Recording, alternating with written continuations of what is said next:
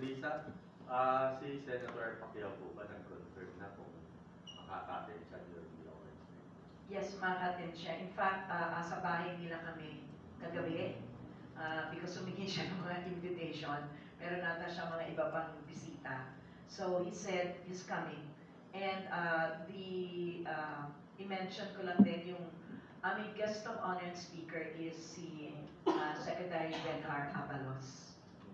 So pupunta din siya. Tapos si Sen Manny, andun siya. Si Secretary Benhar, alam din natin, nag-host ng boxing cards yan sa Mandaluyong. Hindi po ba? Nag-confirm din siya. Nag-confirm na dadating. One more question, ma'am. Yung mga previous awards night ng Ilorde, usually may mga dinadala kayong mga past opponents ni Flash ng Ilorde. Hanggang ngayon ba, tinutuloy niyo yung tradition? Alam mo, napakaganda noon before. Pero ngayon, hirap na kami humanap ng mga kalaban ni Gary. Kasi wala na yung iba. Maraming tawa. Meron kaming hinahanap noon. I understand from Panama ba yun? Pero hindi na rin kayang bumiyahe. Si Laguna, si Ismael Laguna. I mean, it's so nice to have them back here. In fact, we were giving them yung ring na Flash Elorde Memorial Ring. Nakailan din kami, pero mahirap na because of their age siguro, and the others are not anymore here. So, wala na kami ma-invite na kalaban ni Danny. Okay, kaya naman kay Arvin. Arvin, si Pedro Taduran, isa sa Boxer of the Year awardee yata. No? So, alam naman natin nakalaban niya previously si Mark Cuarto. And kung manalo ka kay Mark, may posibilidad kaya na magkalaban kayo ni Pedro Taduran in the future. Siguro hindi po kasi magkakama sa LRD. Pwede naman yung mga ganun, di ba? Sa mga US. For the Elordes kasi, we really do not do that. Pag iniiwas talaga pag magkasama sa stable.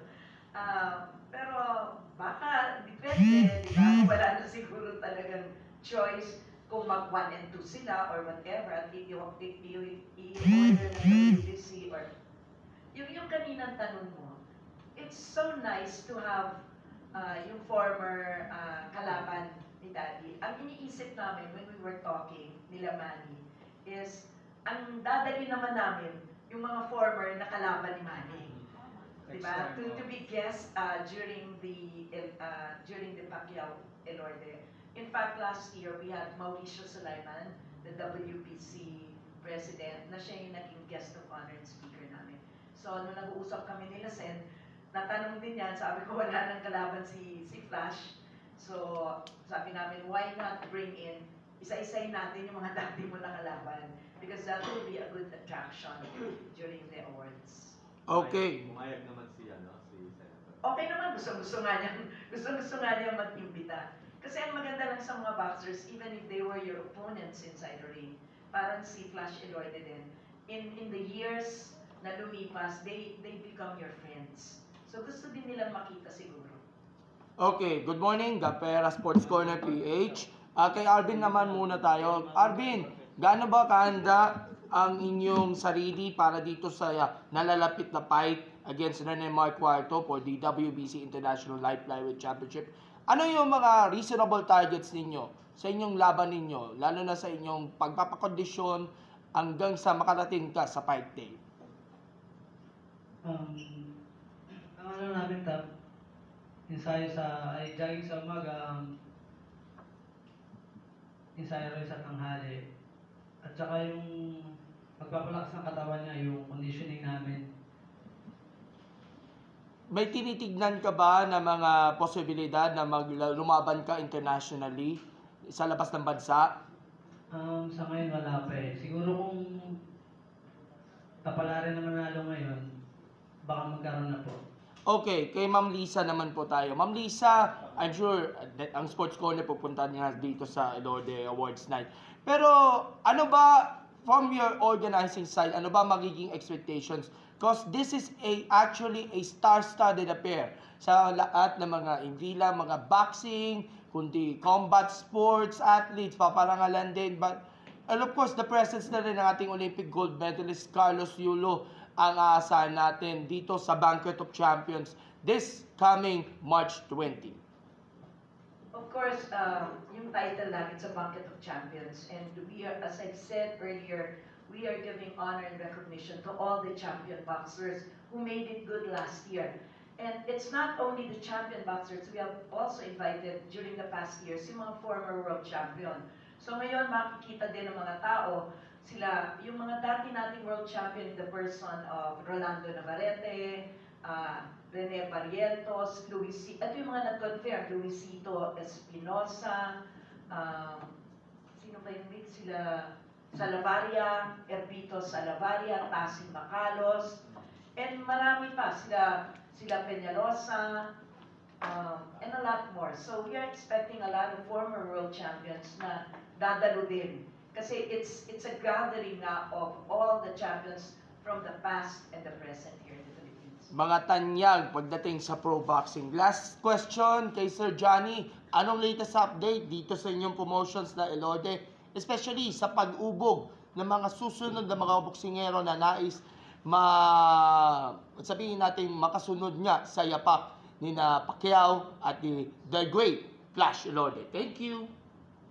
Marami kami mga bagong boksingero. Sisimula po ulit ngayon. So, susubukan natin sa March 20, yung mga bago namin, subukan sila kung mga galing nila. Right. Okay. Sino coach mo ngayon? Arvin? Sa ngayon po kasi si Papa medyo mahina na. Ang trainer ko naman ngayon si Coach Dennis Laurente po. Okay. Dennis Laurente po. Dati din stable ninyo na. Dati din stable ninyo. So yung, ano ngayon yung, okay, medyo, itong medyo mas, based on his record, si Rene, medyo experienced boxer, considering he has 23 wins, 13 knockouts, 7 losses and 2 draws. Tapos ikaw naman, 8 panalo, 5 knockouts, 1 loss, and of course no draws. Ano na tingin mo ang iyong magiging bentahe? Of course, parang since gagawin sa Okada, parang home court edge na rin yun dahil with many So anong palagay yung edge mo dito kay Rene sa iyong pagtutunggali sa Tingin kanya? ko siguro sa tangkad at saka sa haba po ng yun yung nilang ko kay Cuarto. Tsaka sa dami siguro ng suntok. Height and reach. So talagang volume puncher ka pala. Yes po. Okay. Thank you. Maraming salamat. Ma'am Liza, isa sa supporting